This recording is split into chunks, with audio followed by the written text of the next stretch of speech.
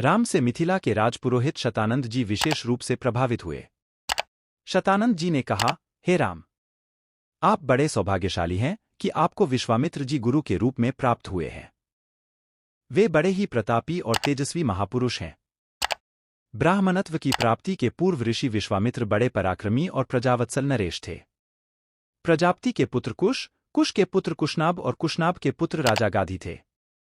ये सभी शूरवीर, पराक्रमी और धर्मपरायण थे। विश्वामित्र जी उन्हीं गाधी के पुत्र हैं।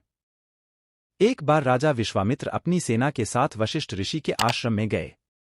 चूंकि उस समय वशिष्ठ जी ईश्वर भक्ति में लीन होकर यज्ञ कर रहे थे, विश्वामित्र जी उन्हें प्रणाम करके वहीं बैठ गए।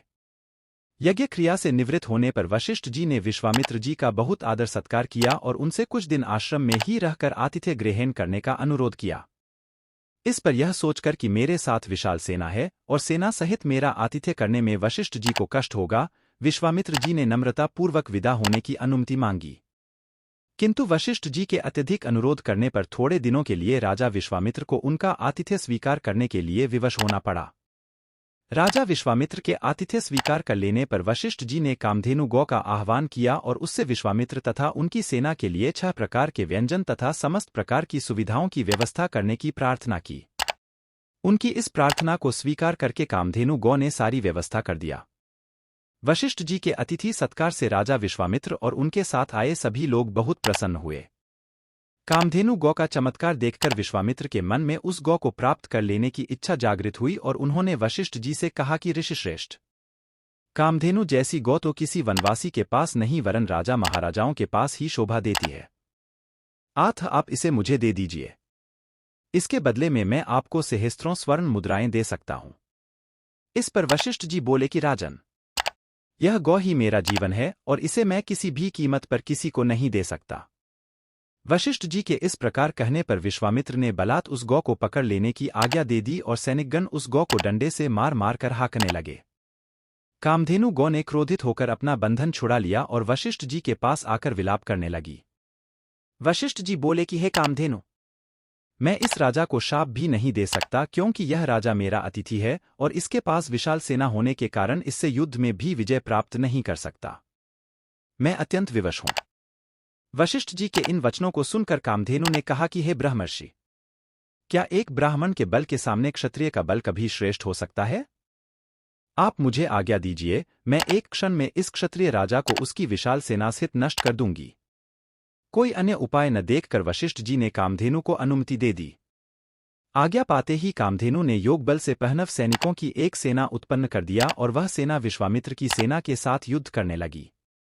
विश्वामित्र जी ने अपने पराक्रम से समस्त पहनव सेना का विनाश कर डाला। इस पर कामधेनु ने सहस्त्रों शक, हूण, बर्वर, यवन और काम्बोज सैनिक उत्पन्न कर दिया। जब विश्वामित्र ने उन सैनिकों का भी वध कर डाला तो कामधेनु ने मारक शस्त्रास्त्रों से युक्त अत्यंत पराक्रमी योद्धाओं को उत्पन्न किया जिन्होंने शीघ्र ही राजा विश्वामित्र की सेना को गाजर मूली की भांति काटना आरंभ कर दिया। अपनी सेना का नाश होते देख विश्वामित्र के 100 पुत्र अत्यंत कुपित हो वशिष्ठ जी को मारने दौड़े। परिणाम यह हुआ कि वशिष्ठ जी ने उनमें से एक पुत्र को छोड़कर शेष सभी को भस्म कर दिया। सेना तथा पुत्रों के नष्ट हो जाने से विश्वामित्र बड़े दुखी हुए। अपने बचे हुए पुत्र का राज तिलक कर वे तपस्या करने के लिए हिमालय की कंदराओं में चले गए। वहां पर उन्होंने कठोर तपस्या की और महादेव जी को प्रसन्न कर लिया। महादेव जी को प्रसन्न पाकर विश्वामित्र ने उनसे समस्त दिव्य शक्तियों के साथ संपूर्ण धनुर्विद्या के ज्ञान इस प्रकार संपूर्ण धनुर्विद्या का ज्ञान प्राप्त करके विश्वामित्र बदला लेने के लिए वशिष्ठ जी के आश्रम में पहुंचे। वशिष्ठ जी को ललकार कर उन पर अग्निबाण चला दिया। अग्निबाण से समस्त आश्रम में आग लग गई और आश्रमवासी भयभीत होकर इधर उधर भागने लगे। वशिष्ठ जी ने भी अपना धनुष संभाल लिया और बोले कि मैं तेरे सामने खड़ा हूं, तू मुझ पर वार कर। आज मैं तेरे अभिमान को चूर चूर करके बता दूंगा कि क्षात्र बल से ब्रह्मा बल श्रेष्ठ है। क्रुद्ध होकर विश्वामित्र ने एक के बाद एक आग्नेयास्त्र, वरुणास्त्र, रुद्रास्त्र, ऐन्द्रास्त्र तथा पाशुपतास्त्र एक साथ छोड़ा जिन्हें वशिष्ठ जी ने अपने मारक अस्त्रों से मार्ग में ही नष्ट कर दिया। इस पर विश्वामित्र ने और भी अधिक क्रोधित होकर मानव, मोहन, गांधर्व, जुम्भन, दारण, वज्र, ब्रह्मपाश, कालपाश, वरुणपाश, पिनाक, दंड, पैशाच, क्रौंच, धर्मचक्र, कालचक्र, विष्णुचक्र, वायव्य, मंथन, कंकाल, मूसल, विद्याधर, कालास्त्र आदि सभी अस्त्रों का प्रयोग कर डाला।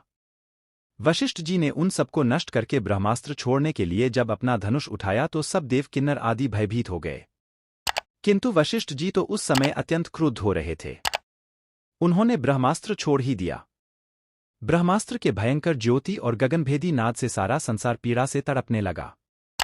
सब ऋषिमुनि उनसे प्रार्थना करने लगे कि आपने विश्वामित्र को परास्त कर दिया है, अब आप ब्रह्मास्त्र से उत्पन्न हुई ज्वाला को शांत करें। इस प्रार्थना से द्रवित होकर उन्होंने ब्रह्मास्त्र को वापस बुलाया और मंत्रों से उसे शांत किया। पराजित होकर विश्वामित्र मणिहीन सर्प की भांति पृथ्वी पर बैठ गए और सोचने लगे कि निःसंदेह क्षात्र बल से ब्रह्मा बल ही श्रेष्ठ है। अब मैं तपस्या करके ब्राह्मण की पदवी और उसका तेज प्राप्त करूंगा।